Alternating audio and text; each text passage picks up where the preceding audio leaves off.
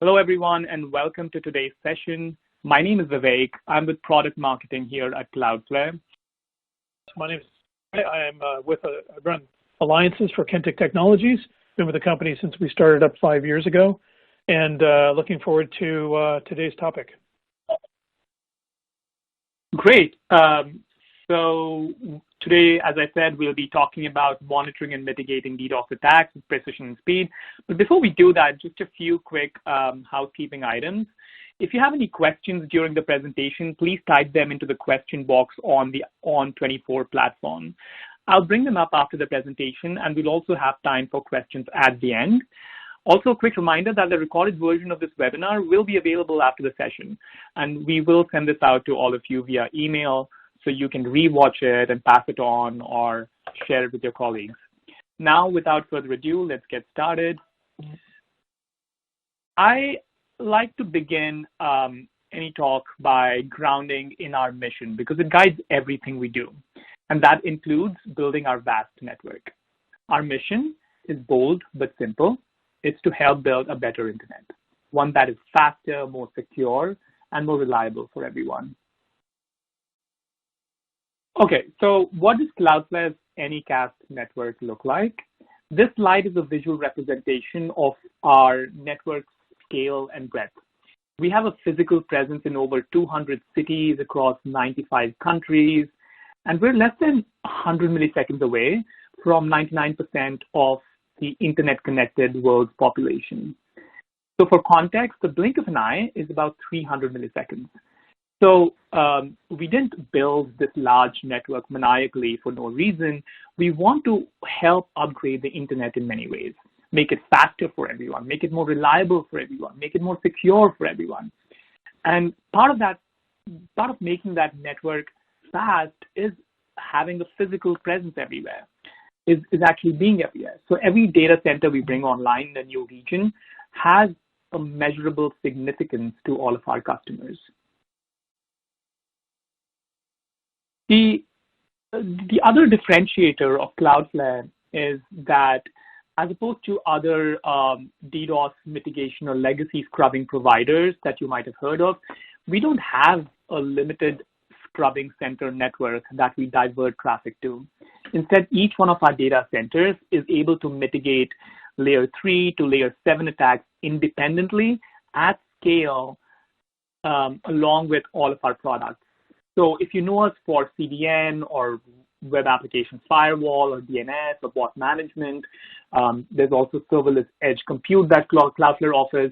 Every one of these services runs on every server in every single data center across all of our data centers all over the world. So this architecture is what allows us to deliver new features very quickly.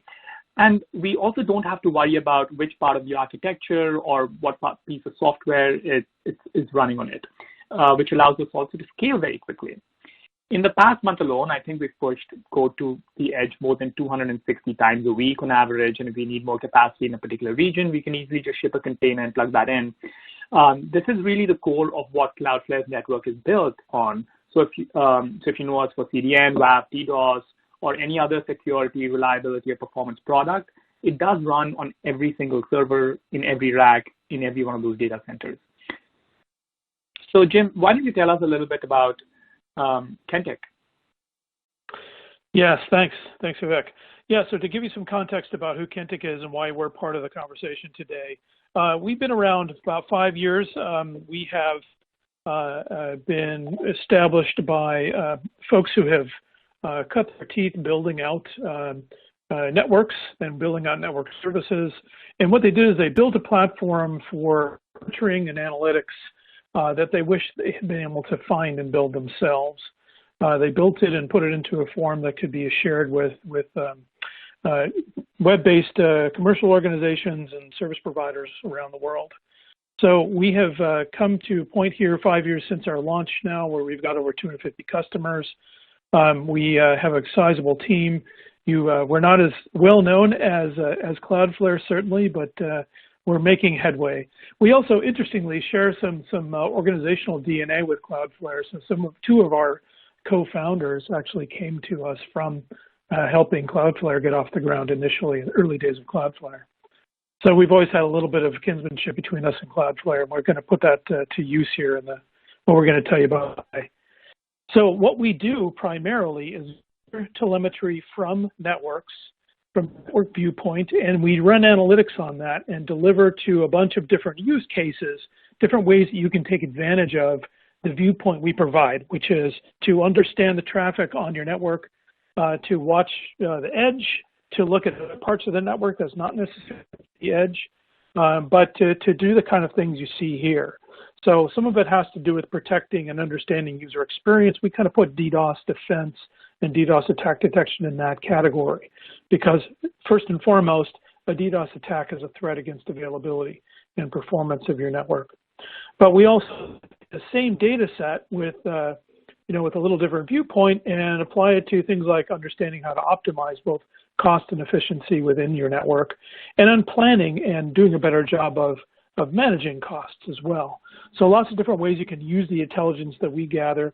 What's really different and unique about Kentec versus the other tools out there is we built a big data engine. We retain all data that hits our back end. So with all of that raw data, not only is it more powerful than other platforms for doing ad hoc analyses, but we can correlate and enrich the data set that we gather with context around your organizational structure, with context around your business structure, your network layout and topology, and translate that network traffic telemetry into things you can really use for professional business decisions.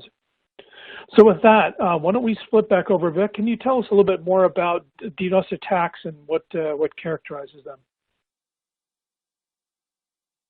Sure, Jim. Even before we talk about what a DDoS attack is, before we start talking about DDoS attack trends, I wanted to quickly explain how our customers define and experience DDoS attacks. So what is a DDoS attack? A DDoS attack is basically a malicious attempt to disrupt normal traffic of a targeted server that overwhelms the target or its surrounding infrastructure with a flood of internet traffic. It does require attackers to gain control of a network or online machines to carry out the attack. Sometimes they're IoT devices which are infected with malware. The attacker then has remote control over a group of bots, which is then called a botnet.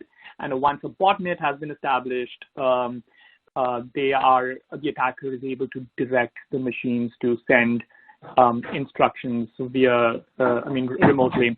So when the IP address of a victim is targeted by the botnet, each bot responds by sending requests to the target, potentially causing the targeted server or the network to overflow capacity, resulting in a denial of service to normal traffic.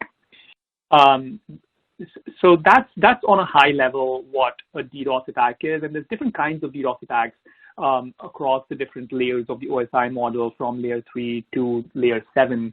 And when you implement a DDoS mitigation solution, it's important for you to consider how your DDoS mitigation is looking at each and every one of these different kinds of DDoS attacks, whether they're small or big in size. So to give you an idea of the kind of attacks Cloudflare sees on our network, this is a slide.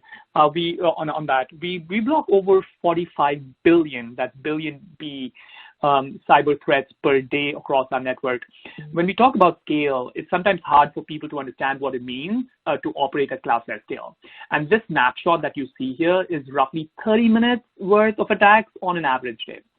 This map adds visibility to the changing face of attacks. Of course, you see the huge headline-making volumetric attacks with a high request volume in the big orange circles. But there's also these small, sneakier attacks that you see that are on the rise with the lower request rates. This may not feel huge on the map, but if it's your origin, it really hurts. The good news is that we've got them all covered. We learn from these attacks. Each and every one of these 45 billion attacks strengthens our networks and security solutions by continuously improving our threat intelligence. And I like to compare our network to almost the immune system of the internet, one that gets stronger with each attack. So what's the cost associated with these DDoS attacks? We've read different reports, and downtime or service degradation during peak times could result in user churn and frankly, a loss of significant revenue in a very short time. There's some estimates where the average cost of an outage can be $5,600 per minute, which extrapolates to well over $300,000 per hour. It's therefore no surprise that attackers capitalize on this opportunity by launching a high number of DDoS attacks during holiday seasons. The current pandemic has a similar cause and effect, and I'll talk a little more about that in the next few slides. But people are being forced to stay home. I'm doing this webinar from home. I know Jim's doing this webinar from home too, and I'm sure all of you are listening to this from your homes. So attackers have become more reliant on. I guess we've all become very reliant on online services to accomplish our daily tasks. And this has generated a surge in internet traffic, but also a surge in DDoS attacks. And that's what I want to talk about. I think that's a good segue to global attack trends that Cloudflare has seen on our network in the past quarter.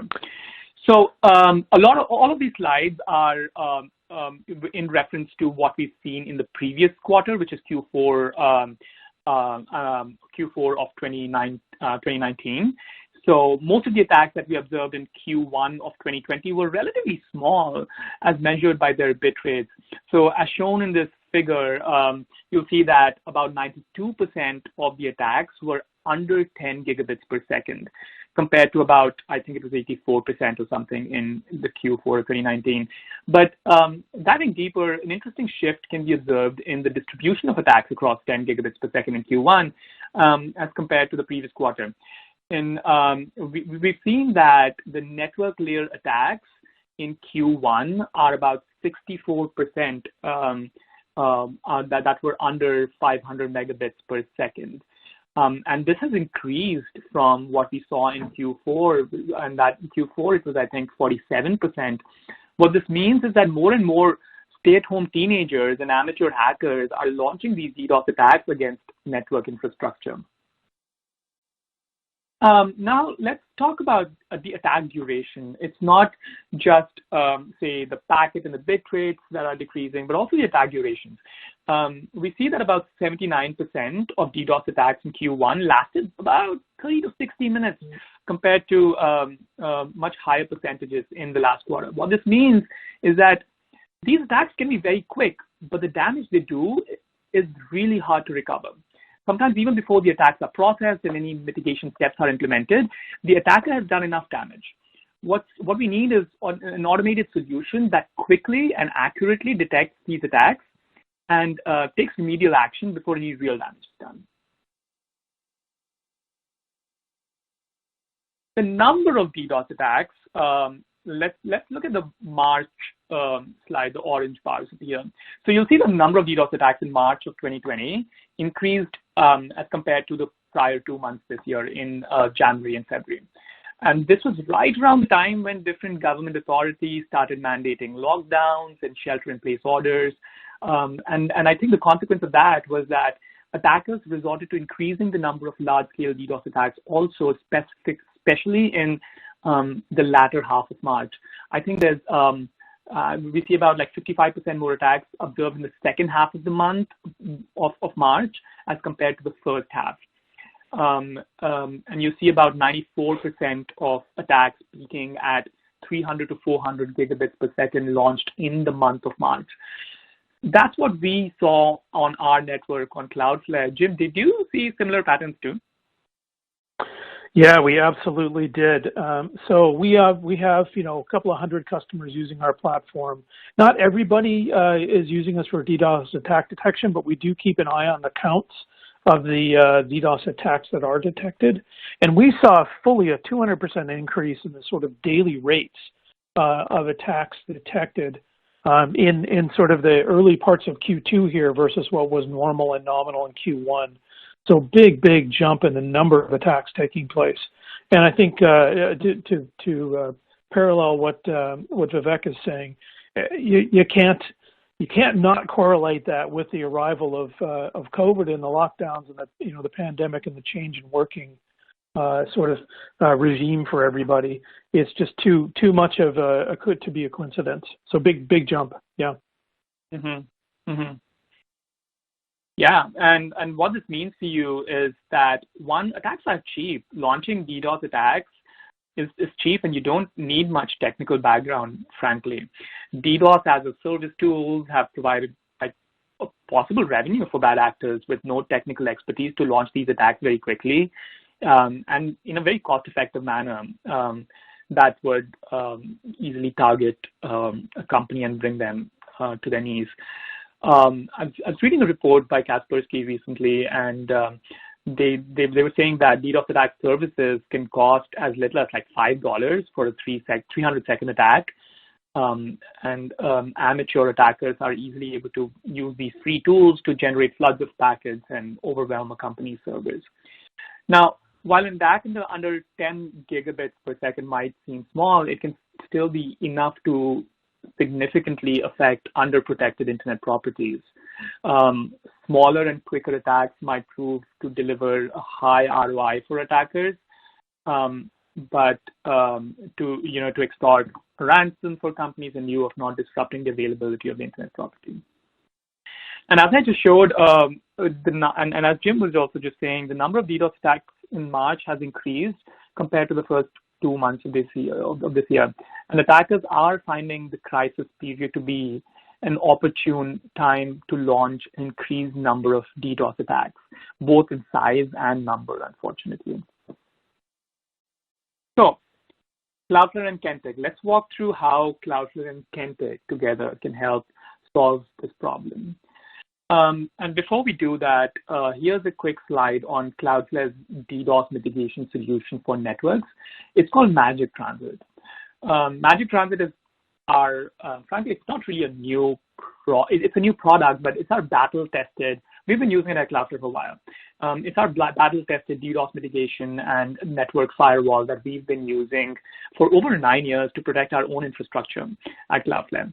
What is new is that we're productizing it and we're making it available in front of customers' data centers to protect their network infrastructure from DDoS attacks. Because we're able to deliver this layer 3 network protection from the same global network and the hardware that also runs our layer 7 CDN, customers have found all sorts of new and interesting ways to combine these products and support their custom and exotic workloads. So think of Magic Transit as the strength and the breadth and the scale of Cloudflare's entire network sitting in front of your network. So how this works is that essentially we use BGP, Border Gateway Protocol, to announce the routes to the customer's network. And once the traffic is ingested by a Cloudflare data center closest to the source of origin, that traffic is inspected for any threats. And of course, any layer 7 traffic that would benefit from content caching or our web application firewall inspection is I like to say, quote unquote, upgraded to our layer 7 pipeline without incurring any additional network hops. And all clean traffic is, of course, then sent over encapsulated using VRE and tunneled to the customer's network. So the differentiator here is that unlike other scrubbing providers, as I was talking about earlier, we at Cloudflare, like every single data center announces the routes of the customer. So we really do ingest. There's no centralized 5 or 6 centralized scrubbing centers across the world. Every single data center of Cloudflare can be considered a scrubbing center. And this really has a measurable impact on latency in that your traffic is faster with Cloudflare. Jim, do you want to explain how Kentik and Cloudflare together are better than peanut butter and jelly now? Right. So you guys bring the peanut butter, we'll bring the jelly. And our jelly is, for us, our sort of, magic recipe for what we do with telemetry and how we do detection. So when it comes to DDoS attacks, what the Kentik platform does is absorb and observe traffic patterns. We build dynamic baselines to understand normal versus abnormal. We do a multivariate analysis on the indicators.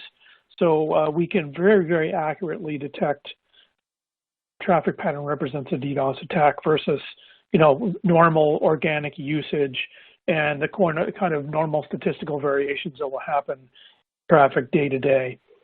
This gives us the ability to be more precise than a lot of the other tools out there for detecting DDoS attacks and accurately detecting them at a very low rate of false negatives and false positives. So besides detecting them, another key point of what the Kentik platform has at its disposal is what we can do with that.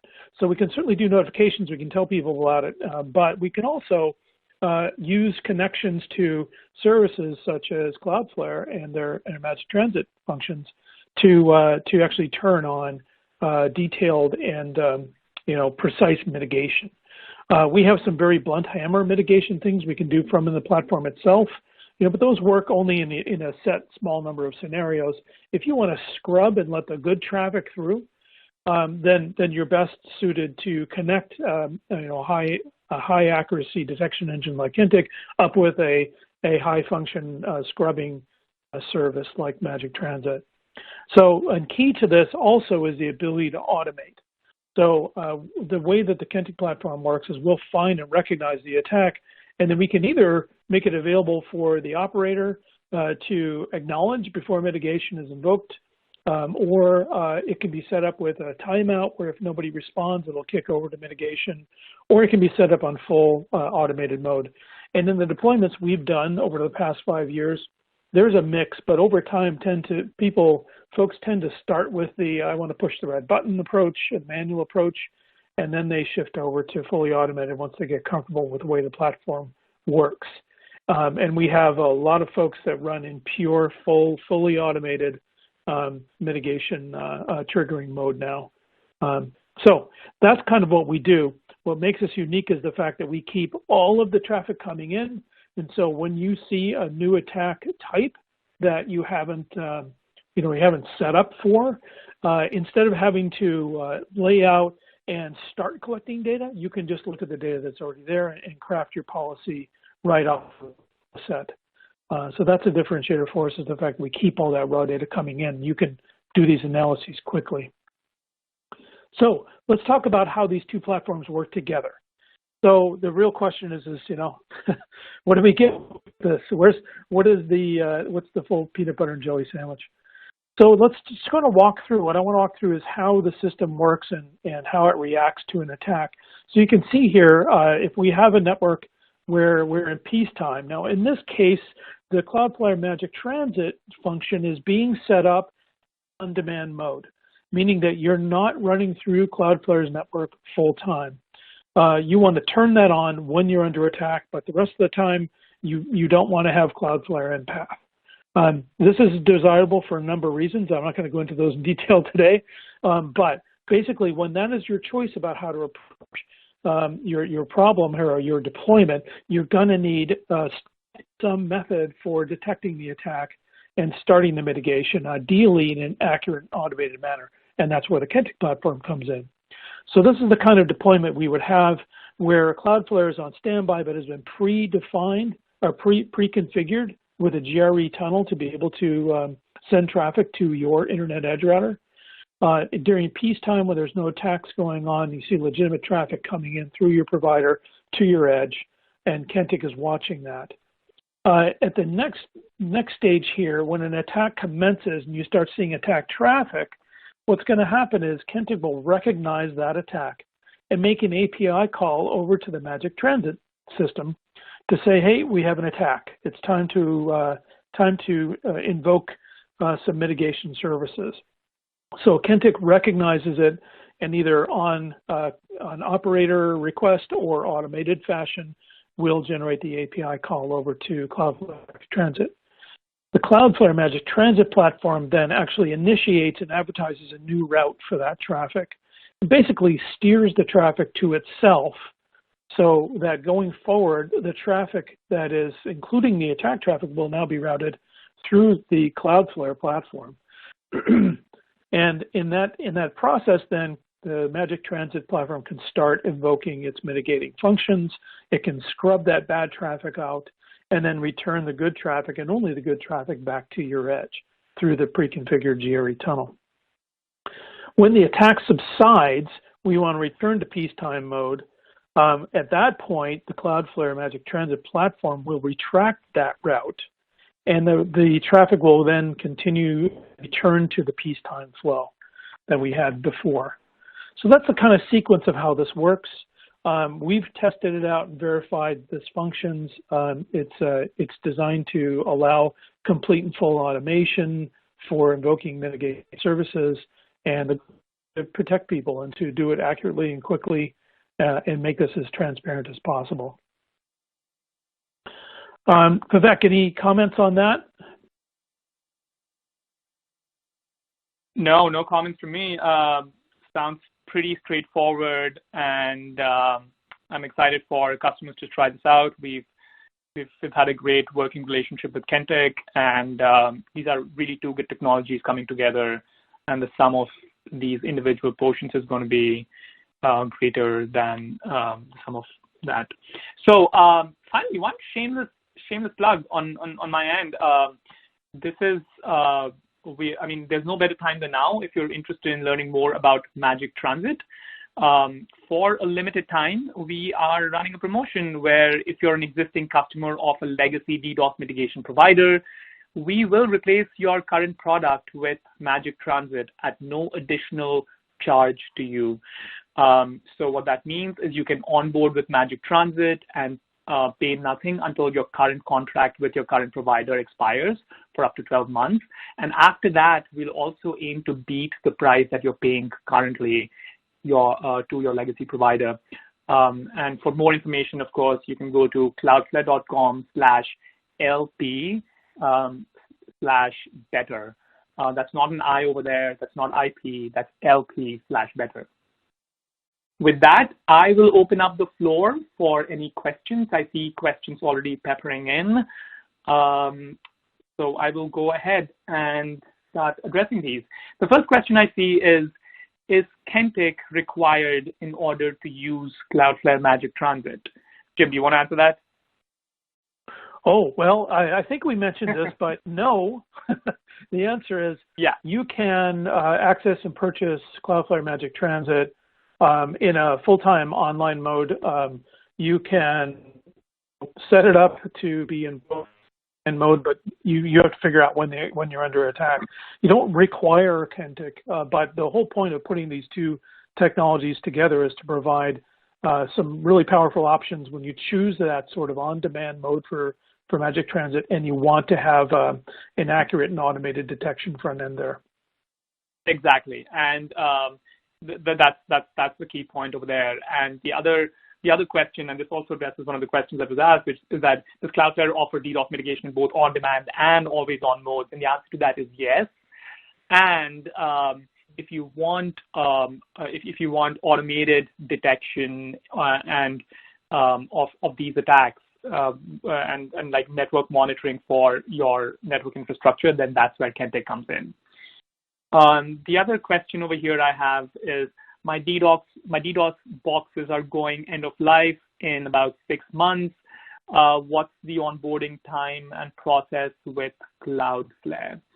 That's a great question. A lot of other vendors out there take about a few months sometimes, and it is a long process, but we can be pretty quick with onboarding customers. Our average onboarding time is about 2 weeks. We can be a little faster if needed, and that's because there's a process we go through where we review your current attack coverage.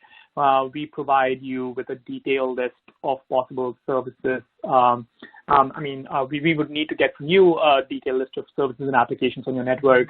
And then, of course, there's the LOA, which is the agreement that you sign with Cloudflare so that Cloudflare can start advertising your prefixes.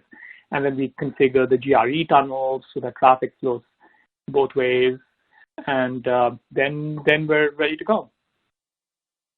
The next question I see is, I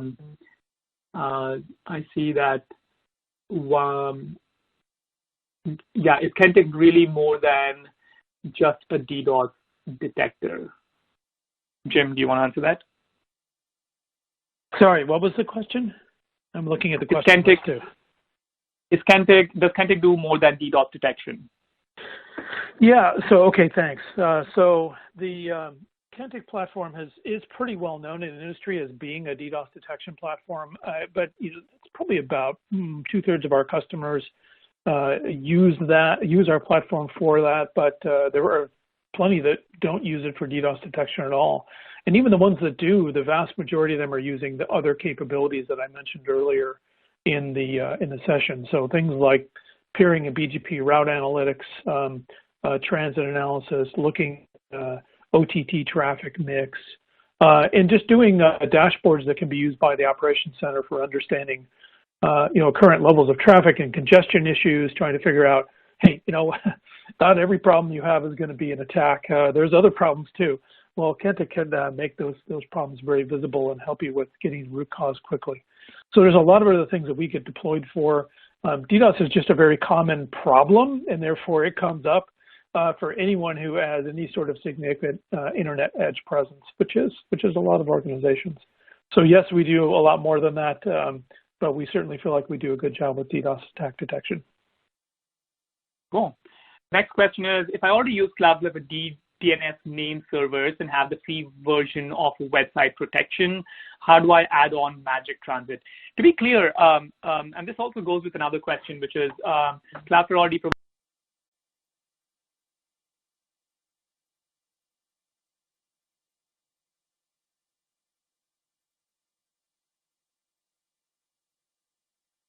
Vivek, I think we lost you. Are you there?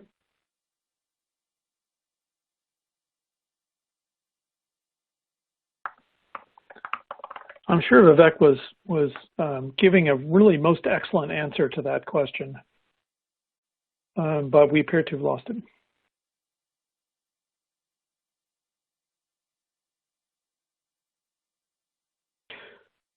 Okay, hi guys, sorry, I got.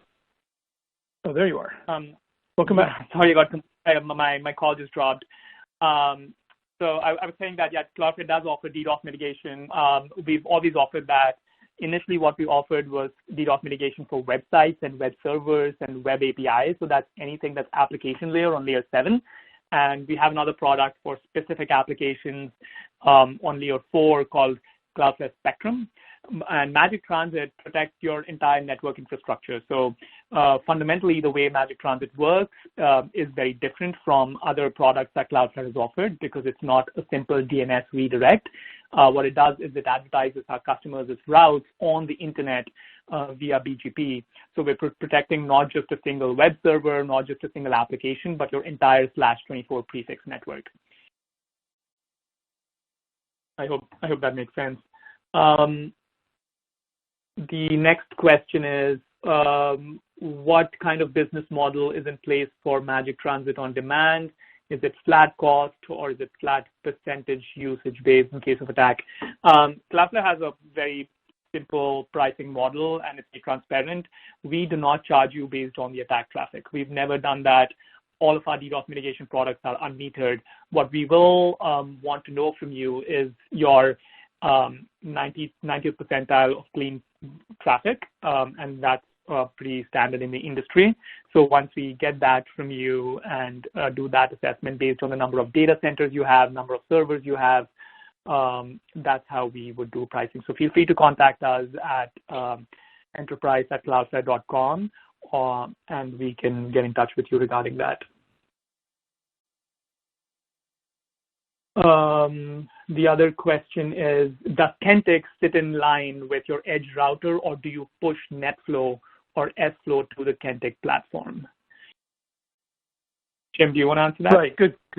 Yeah, of course. So the way Kentec works is we're primarily operating on the data set that is Netflow, Sflow, IPFix, and we will also passively BGP peer with your edge router. So we're a route reflector client.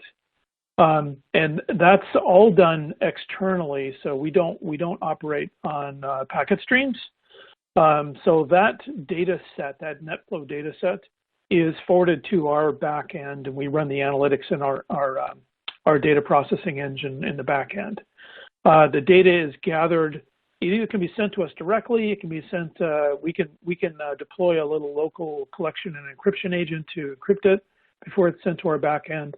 Or if you have the opportunity to do it, some folks will nail up a direct cross connect to a PNI to our back end to send data securely to us as well.